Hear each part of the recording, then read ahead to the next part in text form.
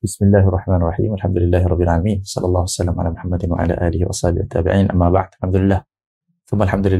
Alhamdulillah. Kita bersyukur kepada Allah Subhanahu wa taala. Kita meneruskan lagi kita dah puasa beberapa hari ni hampirlah kepada fasa pertama ataupun suku pertama daripada bulan Ramadan ni. Alhamdulillah kali ni kita ada tetamu. Kali ni sama. Selalunya saya seorang pakai jubah. Kali ni kita lagi 2 orang nak jumpa. InsyaAllah. Okay. Boleh perkenalkan diri sikit? Silakan. Okay, boleh, insyaAllah. Bismillahirrahmanirrahim. Assalamualaikum warahmatullahi wabarakatuh. Terima kasih kepada Ustaz Zainal Abidin ataupun Ustaz Bidin. Alhamdulillah, terima kasih kerana jemputan. Jadi untuk memperkenalkan diri, Alhamdulillah, nama diberi Muhammad Adam Muhammad Adnan. Muhammad Adam Muhammad Adnan. Berumur 34 tahun. Tahun ni lah 34 tahun. Dan sekarang bekerja sebagai guru di Ma'had Tahfiz Al-Quran wa Sunnah Sandwi Kayangan di Shah Alam lah. Alhamdulillah. Sekarang dah masuk tahun ke-8 lah kat situ. Sedar tak sedar, sejak daripada grad dah 8 tahun lah kat situ. Alhamdulillah.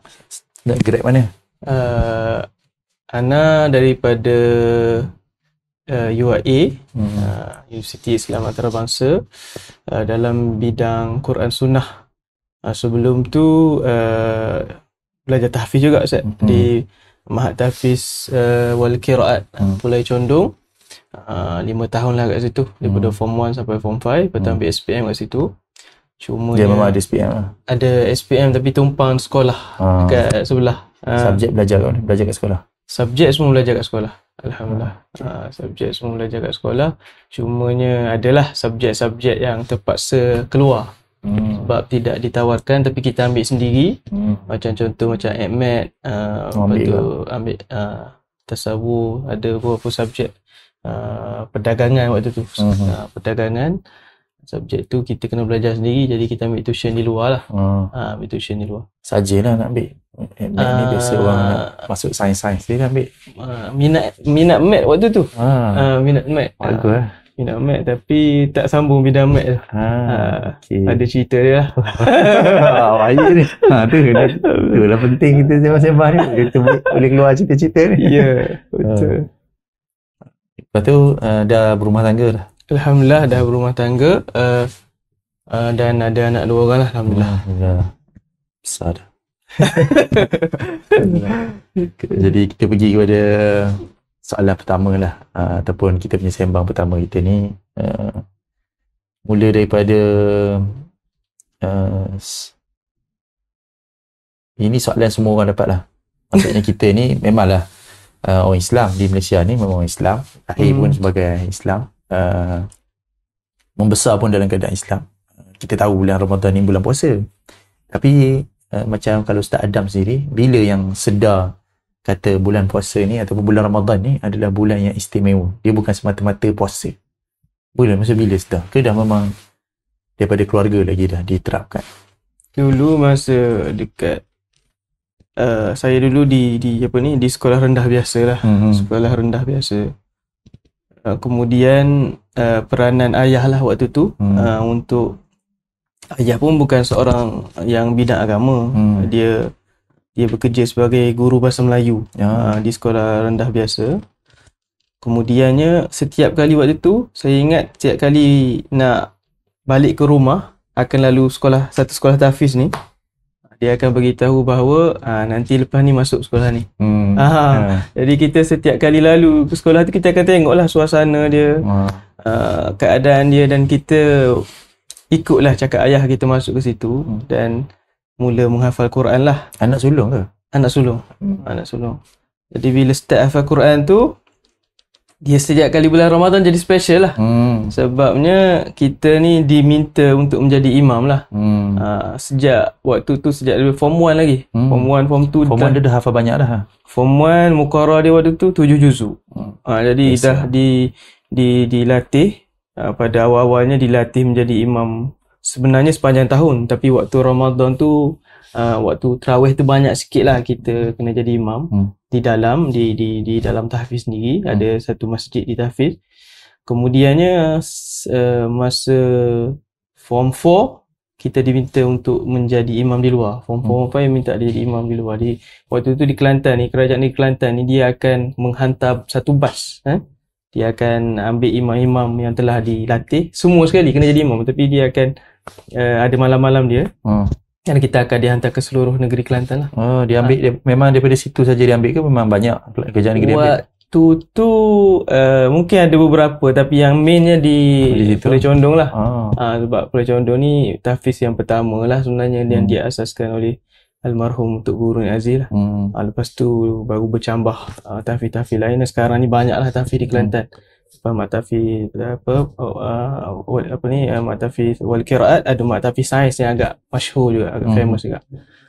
Kemudiannya dari situlah dah ada bibit-bibit yang setiap kali Ramadan kita rasa special tu sebab kena buat kerja lebih sikit lah. Kena buat kerja lebih, kena mengulang, nak kena jadi imam. Jadi kita dah rasa situ.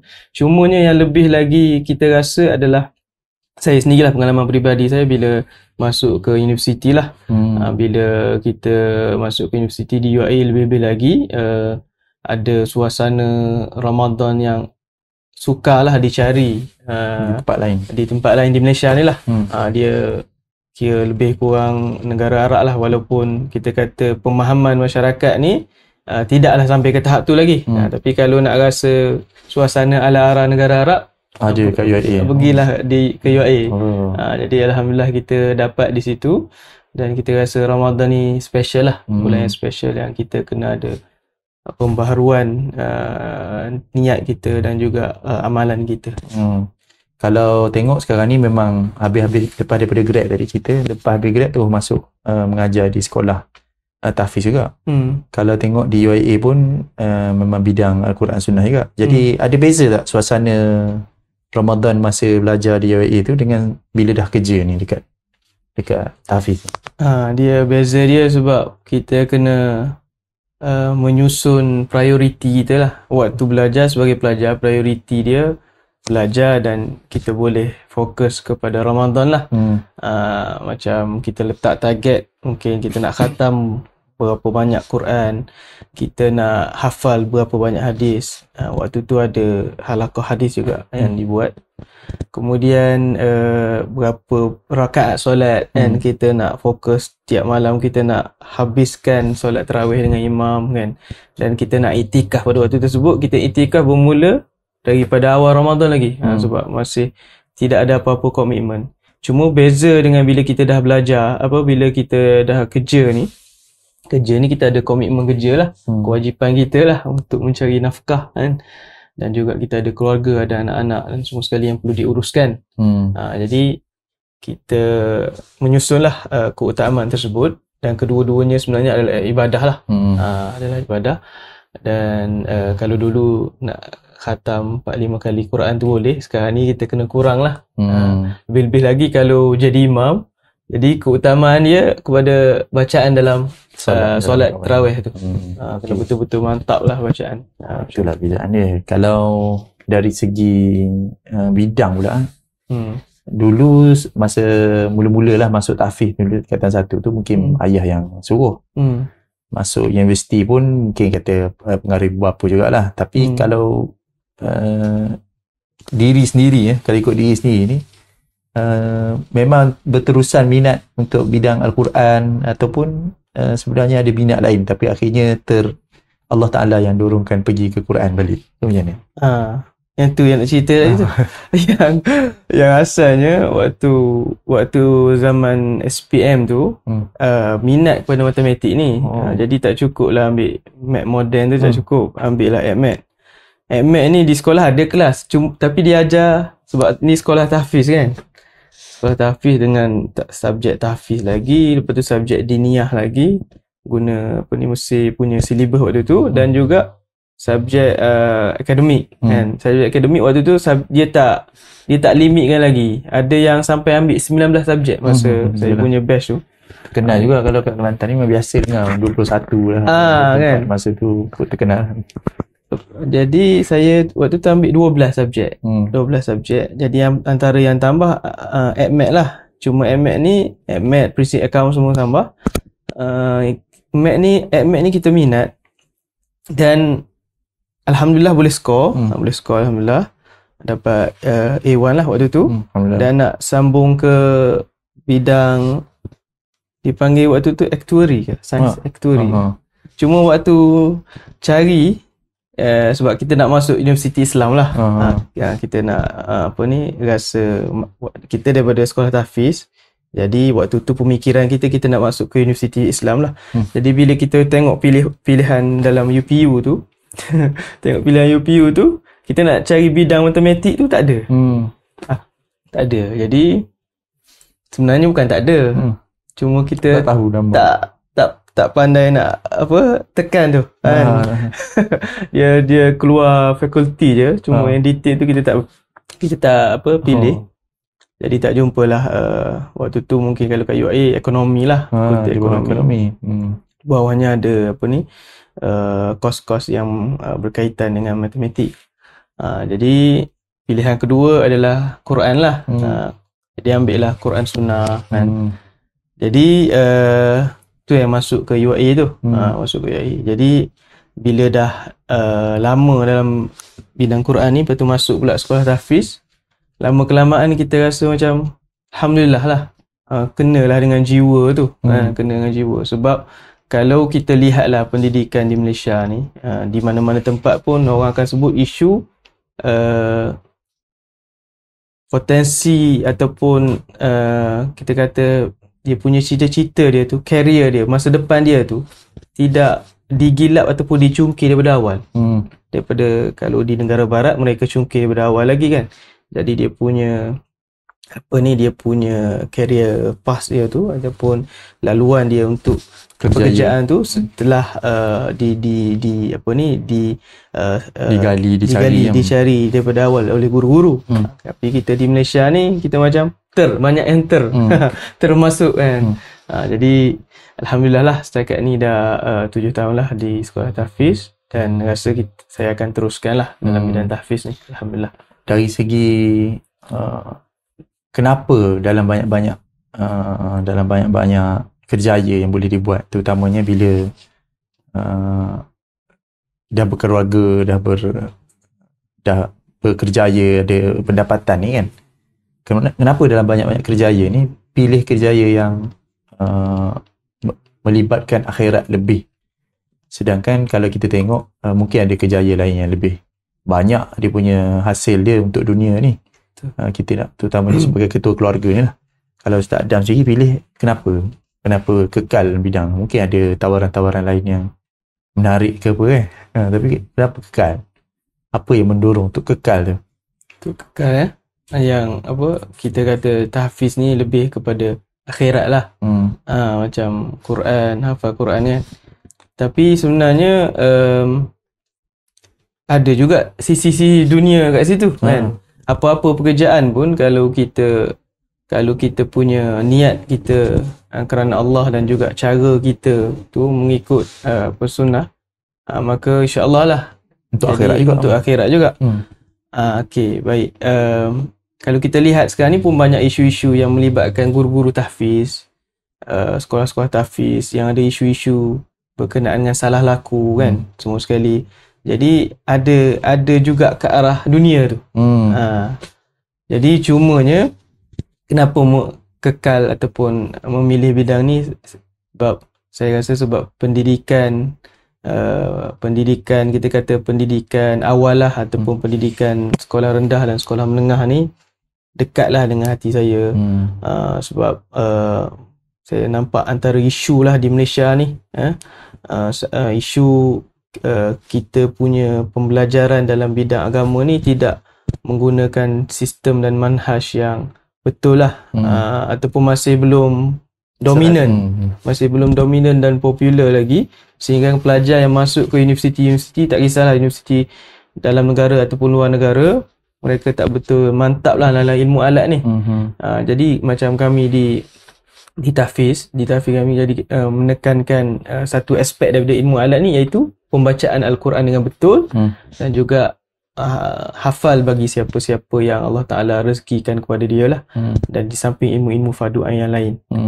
Jadi itulah saya punya passion lah dalam bidang pendidikan awal ni, sekolah rendah dan sekolah menengah ni, kira untuk membetulkan dari sudut tu lah. Tapi minat matematik tu dah hilang ke? Hilang skill hilang ke jadi mana? Matematik ni masih digunakan lah sebenarnya kan. Kita punya ilmu dalam matematik ni, jadi kita tak adalah takut sangat kepada angka semua ni. Kalau minta kita buat yang urusan kerja berkaitan dengan matematik ni, kita boleh buat lah. Tahulah asas-asas tu kan. Ingat lagi lah formula-formula yang asas tu untuk digunakan. Jadi matematik ni kan kita guna dalam kehidupan juga. Yalah. Cuma kalau fikir lah, kalau Ustaz Adam fikir, kalau kata dulu ambil bidang matematik dekat universiti, rasa-rasa sekarang ni kerja sebagai apa? Cikgu matematik ke, ataupun ada ke pakar-pakar matematik ke apa? Mungkin juga sebab tak adalah jadi sebab tengok orang yang kerja banker ataupun accountant ke, ataupun juru audit ke apa benda, rasanya saya tak sesuai kot jiwa tu. Sebab tengok sekarang, sebab mereka ni banyak tak berinteraksi dengan manusia. Yelah. Jadi jiwa kita ni jiwa yang suka dengan kanak-kanak, dengan budak remaja. Kita suka bercakap, kita jumpa bercakap, dan kita nak tahulah apa pasal kehidupan mereka, apa yang mereka buat. Jadi dekatlah dengan guru kan. Jadi macam sekarang mengajar subjek agama ataupun subjek tahfiz.